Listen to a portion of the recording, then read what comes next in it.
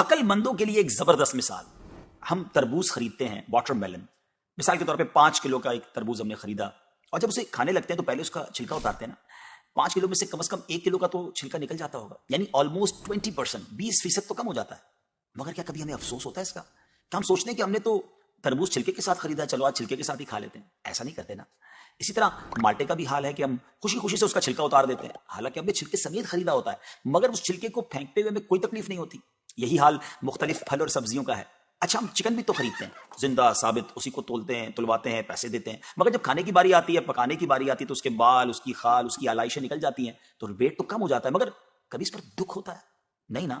تو پھر 40,000 میں سے 1,000 دینے پر، 1,00,000 میں سے صرف 2,500 دینے پر ہمیں کیوں بہت تکلیف ہوتی ہے؟ حالانکہ یہ صرف 2.5% تو بنتا ہے، یعنی 100 روپے میں سے صرف 2.5 روپے. یہ تربوز، کیلے، آم اور مالٹے کے چھلکے اور گٹلی سے تو بہت کم ہے نا. اسی تو زکوٰۃ فرمایا گیا. ہاں، ایک اور بات، سال میں ایک ہی بار دینا ہوتا ہے. مالٹے کا، تربوز کا تو ہر بار چھلکا اتارنا ہوتا ہے نا. یہ 100 روپے میں سے 2.5 روپے یا 1,00,000 میں سے 2,500 روپے سال میں ایک ہی بار دینا ہوتا ہے، اور اسی کو زکوٰۃ کہا گیا. کیا برکت والا کام ہے یہ. مال بھی پاک، ایمان بھی پاک، دل اور جسم بھی پاک، اور معاشرہ بھی خوشحال. اتنی معمولی رقم، یعنی 40 روپے میں سے صرف 1 روپے، اور فائدے کتنے زیادہ، اجر کتنا زیادہ، برکت کتنی زیادہ. تو اب اپنی زکوٰۃ ہم نے پوری دینی ہے.